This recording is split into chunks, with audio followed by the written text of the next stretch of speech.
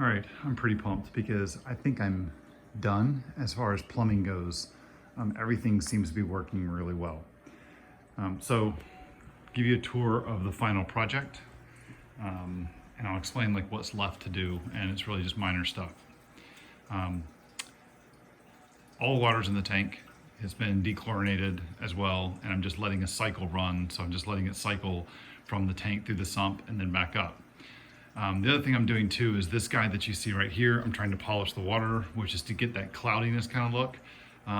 It looks kind of like sun rays going down, but that's not what I want. I want the water crystal clear, and that's just going to take a little bit of time to get that all sorted. And part of that is because of the sand that I've put in the tank. You can see all this nice pretty sand. Fish are going to love digging in that. But anyway, so I got two air stones running, one in each corner. Got the heater going in the back, lying outside. Got a custom aquarium's siphon stopper, which is this guy right here. I'll explain how he works in a minute. And then I've got these two black tubes that I painted, pieces of PVC. They have the air stone line going in and the power for these power heads that are not running at the moment. I'll turn those on a little bit later once I'm done with the polishing stuff, because right now it's pushing water away from the polisher. I got the same setup as you can see back here as well with that.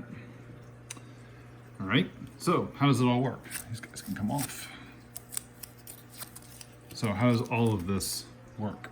So over here, nothing's leaking, so I'm just gonna leave it as is, but this is just in case and let it run for a few more days. Over here on the left-hand side, you've got the main drain for the entire tank. So this is the overflow. This is going down under all these cabinets under the shelf of the tank that is going straight to the sump. The other one is my emergency overflow. So let's take a look at how this works. So over here, I have the overflow piece right here, which you can see right up here. Water is, let's go to that flash. I'll just leave the flash on for right now. So what you see here is this piece right up here. Water's going into these teeth. It's skimming the water, essentially, the top surface of the water. That is, as that fills up, it's going down to this bulkhead. So the bulkhead is right there. So you can kind of see the bulkhead sitting there. So water's flowing into this box. This is the primary pipe. So this is the one as water is filling up the overflow box. It's running down this pipe, which is going down to this guy right here. Furthermore, if the water level gets too high, then it'll immediately go down the emergency overflow. This is, you can hear it's making a little bit more noise than I want. I need to try and figure out how to get around that. There's something called a Herbie style, which will set up a siphon that'll keep that from happening. I don't know if that's really gonna work or not. I think the thing that I have a bit of a problem with my siphon right now, and I'm not entirely sure what it's doing, but it fills up this overflow box, and then it all of a sudden dumps everything at once. Makes a big gurgling sound every like 10 minutes. So that's not ideal, but I'm gonna play with that a little bit. I might be able to make it better. So this guy will come out after the water is cleared up. That usually takes a day or two or so. This is not unexpected with the water being a little cloudy like that, but it's not bad. I mean, it's good enough. It's clean enough for the fish to go back in. Down here under the sump, let's go through and open this up and explain what's going on. All right, let's turn the light on. So here's the plumbing for the sump. So first of all, looking up at the top, this is my emergency overflow. So that was the top line that didn't have the ball valve on it on the overflow box. If the tank gets too much water in it, the emergency overflow water will go down the overflow that is always open, that you see right here, and that'll ultimately go down that pipe right there, which goes to the back, that you can see goes like this, like that, and ultimately to the drain, which goes right down. You can see back there, it goes all the way down to the drain to the sewer. That is also connected to my sink. So those two guys are joined up. Each one of them has a P-trap to keep the gases out. The top ball valve that is connected to this guy will allow me to take this, hook this up to my siphon so that I can siphon straight down to the down the drain as well if I need to. So he's connected up there. He's connected to the main drain.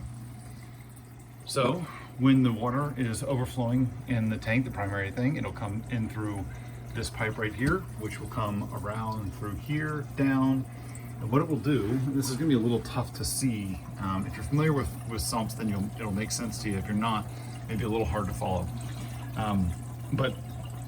And the reason why I say it's hard to follow is because there's a lot of clear different sections in this. There's 4 sections in this tank, or I guess 5 sections in this sump that are all made of clear acrylic, so it's kind of hard to see the difference. But let's see if I can show it to you first. So the first one is that water is coming down this tube into this chamber that's back in the back of this thing. So you can kind of see it's back there, which is back in this chamber right here. So water is filled all the way up to here.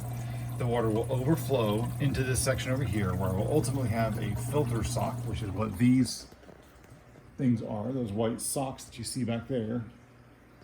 Right? I'm just using little filter pads right now that I've cut, that I'm trying to use to filter out all that, the silty kind of look to the water.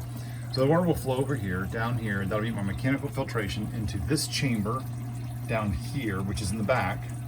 That chamber is going to go, water will go through all the filter sock, through the mechanical filter that I'll change probably once every couple weeks. Go down this way, and then ultimately from that back chamber back there, it'll then come out into this main chamber, this chamber that you see right here, through that that hole that's down at the bottom. This chamber right here is what's going to contain my biological filtration stuff. So that's where all the bacteria will be on the biovals and stuff. And then I've used water will go from this, it'll equalize between this chamber and this chamber. Water flows this way through the triggerfish, because this sump is made by Trigger Systems. So water will come through this like that. And then this chamber right here is where we'll have a heater that'll go through and pump it, but I've also got other little probes that I can put in if I wanted to do that, like pH level, stuff like that if I really want to do it. And then what it will then do is that as it fills up, it'll go through these teeth, which is kind of hard to see, but you can see the water's flowing down through this rectangular section right here. So if I back up, you can kind of see it's flowing in this rectangular section. So here's where I'll have like activated carbon and phosphane and stuff like that to remove phosphates. The water comes down here, fills up this final chamber, which is over here. And I really want the water level to go up, so I got to figure out how to do that. Just add more water to the tank probably. And then the pump pumps the water out of the clean filtered water out of this section right up into this tube right here, which goes back, does a switch back and comes right up here, and that goes ultimately up to that siphon stopper. One of the cool things about the siphon stopper is that he is set up to where, because the water level, and there's a pipe that's going from the water level up there all the way down to the sump, which is below the level of the tank, it's creating a back siphon. And so if I lost power to this pump down that I see down here, water would start, instead of going up to the tank, it'll come down from the tank, and it will drain down to the lower level of that siphon stopper until it gets below the hole. That amount of water will flood the sump, which will flood my office. So the way that they fix that is that siphon stopper has a cool little cap on the top of it that sits above the water that will fill with air, and that's why you have those 2 extra little teeth at the very front of it. If you really want to see how it works, go to customaquariums.com and watch their videos. But as you can see, if I come over here and I shut the power off to this guy, you're going to hear some noise for a second as the back filter goes, but then you're ultimately going to see air fill up this chamber. So let me go ahead and shut it off and watch what happens. I'm going to be quiet, and I'll point to the pipe when it actually fills with air.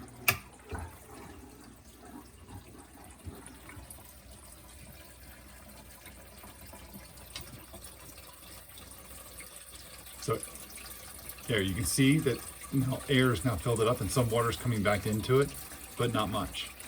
But what you're hearing is all the noise that you're hearing now is the water from this side still dumping down into here, because water is still coming from the tank. Ultimately, it'll catch up, and that'll stop back there. That water will stop coming out, but it's coming down here, and you can see the water level has already risen up to a certain point in this chamber here, because it's not pumping water out of this chamber. But once that happens, after about 15-20 seconds, everything kind of equalizes. This will stop dumping water in because it's not getting fed from the overflow from the tank, because the tank is no longer getting water pumped into it. And everything goes nice and quiet. So when I need to go back to doing some work that has no water running in the background, like recording, I'm good. Pretty happy with how it's set up. All that's left to do now, condition the water, which is to get the nitrogen cycle running again. I've got a quick little shortcut to do that, and put the fish back in, and I should be good to go. But I want to see the whole cycle running for a couple days before I do that, and I'm good to leave it. Right now I'm still a little hesitant to do that until like overnight. I'm gonna turn this back on. Pump kicks in, and we will see the siphon stopper spitting air out because the air's in the line, and it's all caught up, and now everything's running again.